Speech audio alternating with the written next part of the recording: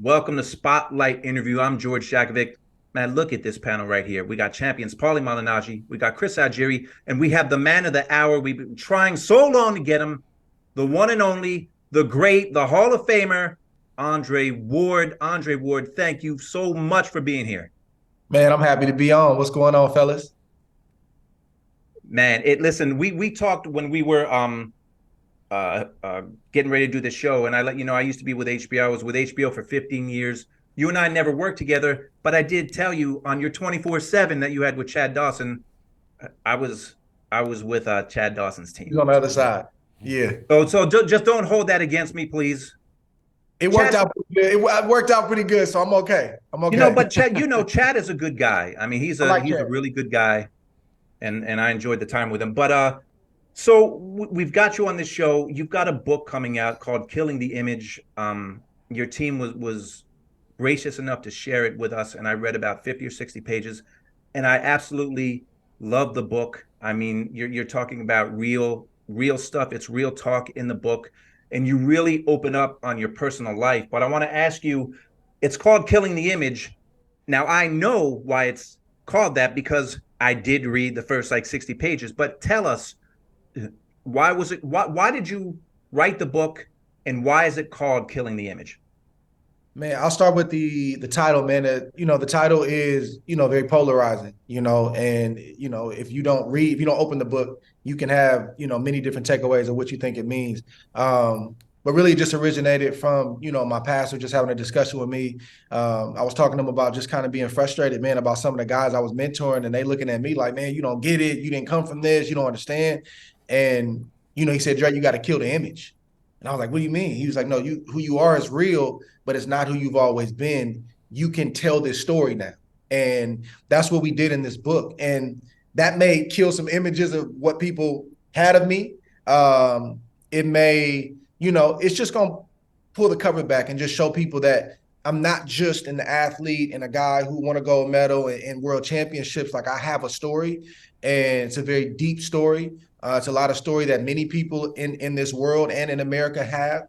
I was just ready to finally tell mine. And then the other meaning is that, I've always felt like boxing was short-sighted in the sense that for a young African American fighter specifically, we have to be like Floyd or else we're not interested. And they want to use things like, oh, punching power or this or that. And it's like, nah, I have a guy like Danny Jacobs who has overcome cancer. Danny hits plenty hard, and he's a model citizen. He raises his son, and you guys don't push him like you push this one.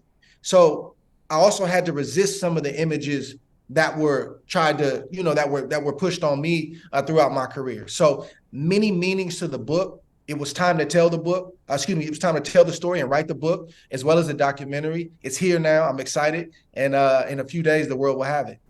Dre, you mentioned a lot about how you present and leading by example, and I've heard from you in different interviews where people talk about your comeback, and you say, "No, I want to be an example to these young fighters, so they don't have to come back. I'm going to be that guy who goes out on top and stays there and is a man of his word."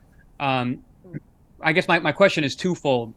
When did you realize that you were someone that was an example and that the youth was going to be looking at you? And then number two, what was your source of strength through those times when you said you were getting those pulls to be a different way? You talked about wrestling with certain situations. I know that you had some other issues around your boxing career. What was your source of strength that kept you on track with being that person who can be an example to the next generation of fighters?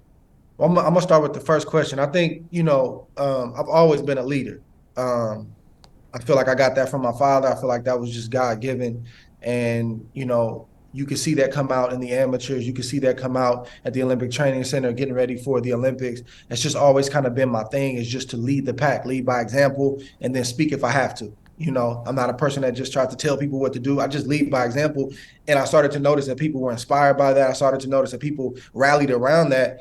And even when I turned pro, you start to see the younger generation. Man, that's my favorite fighter. Man, I want to talk to him. Man, hey, can you get him on the phone? And I started seeing that I had a sphere of influence, and that excited me.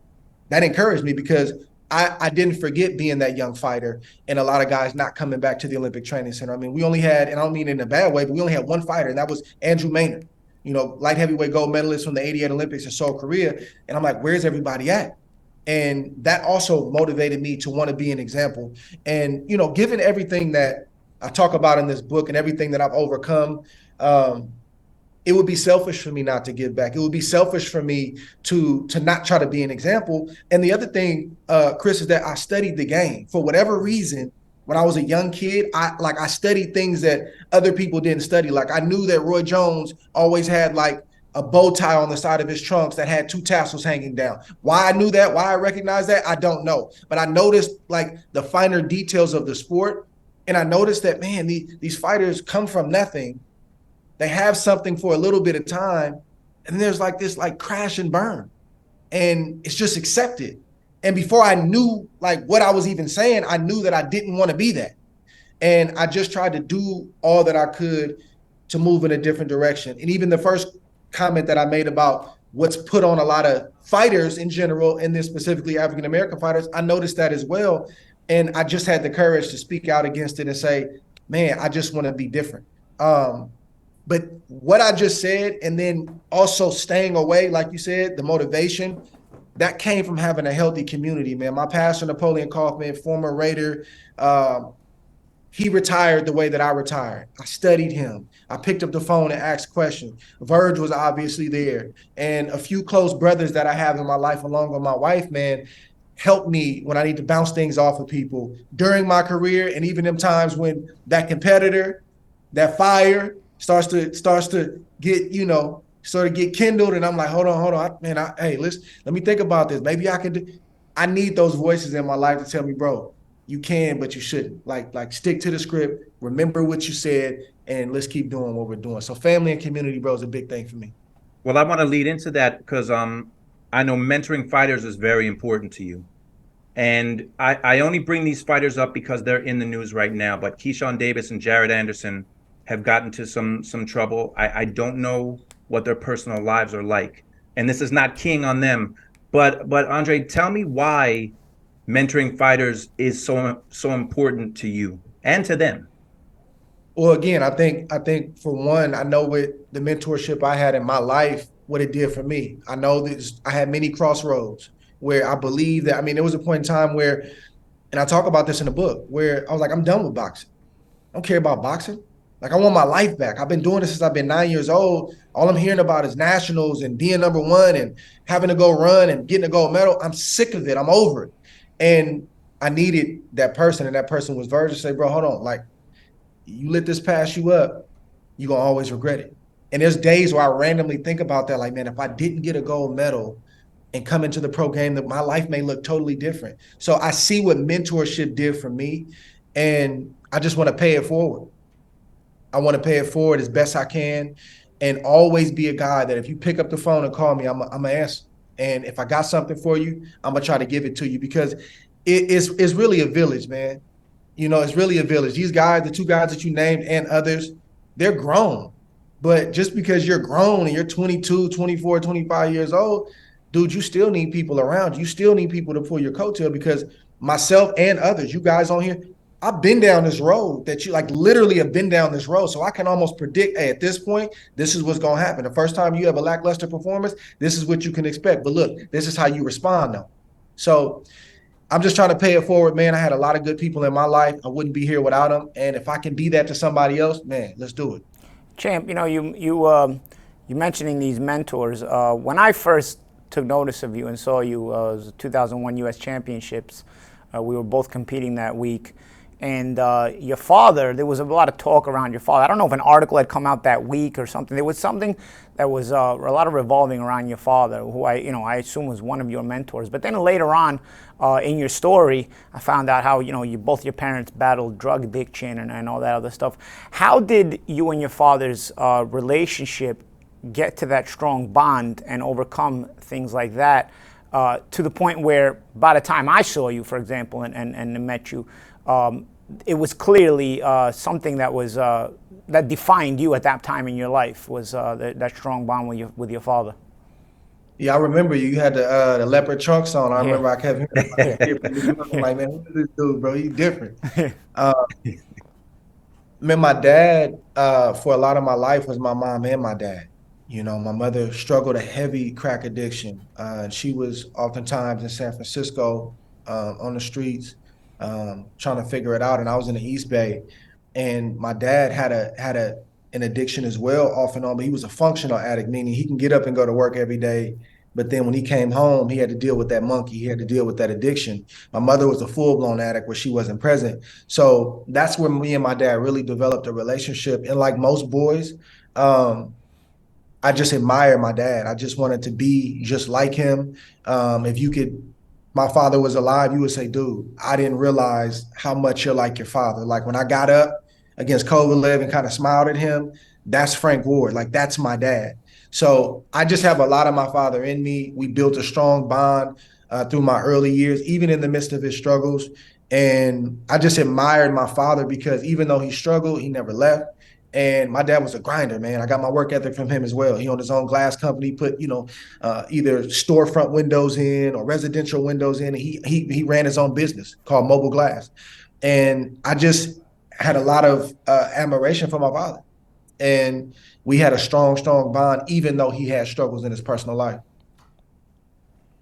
Dre, what is your life like now? What, post career? Obviously, you've been very busy with the book. I know how much goes into that. You said you put everything into it. Obviously, the documentary as well.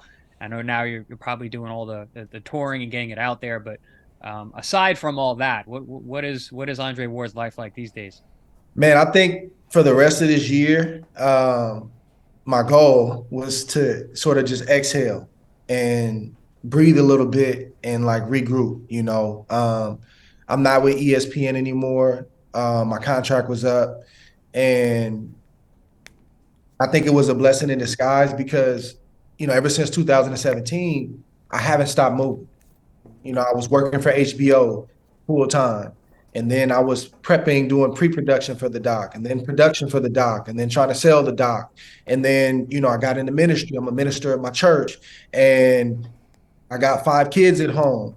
And I went from that to working for ESPN, and then went from that to writing a book. And it's like I have all these things, been in, the Creed movies, and like I haven't stopped moving since I retired. I think it was good for me because I needed something. I needed to translate that drive and that hunger and that desire to have a mission, right? Which we as fighters have had most of our lives, into something. But I haven't exhaled. So I've been just trying to exhale, get the book together, start the promo, do all that stuff, but just try to just breathe a little bit, Chris, and regroup. Ministry is really heavy in my life right now. I said it in the book. I feel like that's my true calling. I think I'll always be a part of the sport in some fashion or form. That's my baby.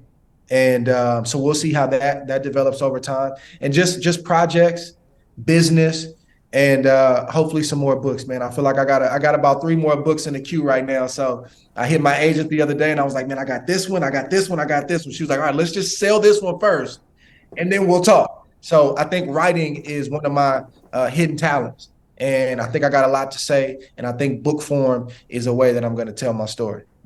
Andre, you mentioned ESPN, and speaking as a fan, like looking at this panel right here, you three are 3 of the best boxing analysts that I've ever heard, and it's not a very long list. So, speaking as a fan, you're very much missed, and I know you said you needed a breath, and I respect that because you have been, you've been doing a lot in your life. But at some point in the future, do you have any plans to get back behind the mic? Because as a fan, fans are losing out not hearing you break down fights, break down fighters. I mean, the 3 of you and you, Andre, you do it great. Thank you. Well, I appreciate that compliment. I think I'm open. It just has to be the right situation. So we'll see. I'm not closing the door on it. I'm open to it. It just has to be the right situation. Yeah, I like in your analysis, you have a skill that not all of us analysts have. I know I struggle with this particular skill that you have. You're able to sit down with fighters and conduct these long form interviews like you were doing at ESPN. And I noticed that, and I was like, and Andre has that in him. Where you can make it in conversation form, and you have that sort of dynamic with the fighters, and you're able to you know, make it a good interview. You know, interesting interviews, and you know, in that chat form. You know, for me, I feel like I'm just an analyst. You know what I mean? I feel like I'm analyzing the fights, but I struggle with with that area. But it was something I noticed in your skill set, and it's very good. And it, you know, it was something that I used to I enjoy watching. Man, I appreciate it. It took some time, you know. It's not easy. You know, for most of our careers, like, you know, it's just about us, you know. It's we're talking about ourselves, and now you got to put the focus on somebody else and make sure that, you know, it's all about them, and just trying to ask the right questions. But what I try to do in interview form is ask questions that I would really want to get the answers to. Like I'm always going to be a fan of the sport, and asking those types of questions gets those good answers. And then obviously, you know, a lot of the respect that I feel like guys have for me, they're willing to open up as well. So that's what I try to do, man. But I appreciate that, Paulie. I appreciate that, brother. We're about to wrap this up, but Chris, I want you to get the last question for Andre. Yeah. First of all, your exhale is well deserved, and I'm happy that you're getting it. So I wanted to say that first off. And to piggyback off of what Paulie said, I mean, the first time I heard you sit down and do like a real interview, you were actually interviewing Danny Jacobs when I was in camp with him. And we sat down, and just like Paulie said, I mean, just concise, but also cool and comfortable. It felt like we didn't realize there was cameras there. You're excellent at that, as well as calling fights, whatnot. And like you said, boxing's your baby. I'm sure there will be a way for you to step back in at some point. But I guess just real quick, what do you think about? I know this could be a heavy question, but what do you think about the current state of boxing? You know, HBO is no longer, Showtime's no longer. You know, what is next? If you did say you were going to come, possibility of coming back, the landscape has changed. Yeah, it's ever changing, man. I still can't believe that HBO is not in boxing. Showtime is getting out of boxing, as you mentioned. I'm not happy about that, and I have my concerns. You know, I'm not a person that likes a lot of change, so I like the way things were. You know, I like some of the new stuff too, but I just don't want this great sport to become cheapened or be on platforms where it doesn't have that same big fight feel. Like I remember the HBO anthem, dun, dun, dun, dun. Like that's the type of stuff that gave me goosebumps at 11, 12 years old. I just don't want to lose that feel, even though we're watching a boxing match, because there's a ton of talent out there. You name just two of the guys, but there's a lot more young fighters coming up, and boxing is in good hands from that respect. I just want to make sure that the platform situation, that it lands in the right place, because boxing deserves it. Well, Andre, we're gonna wrap this up, but we got to have you come back. We have to do a longer interview with you because we could talk to you for 2-3 hours. The book, Killing the Image. When does it officially come out, Andre? 14. It's coming up. November 14th. Make sure you get it. I've only read 50 pages, and I'm hooked. I can't wait to get the book in my hand and read it. Killing the Image is the book. The fighter, the man, the myth, the legend is Andre Ward. Andre, as a fellow HBO alum, I've appreciated your career in and out of the ring, as do Chris and Paulie, and we look forward to having you back soon. Make sure you download the ProBox TV app, because you get this right here on the screen.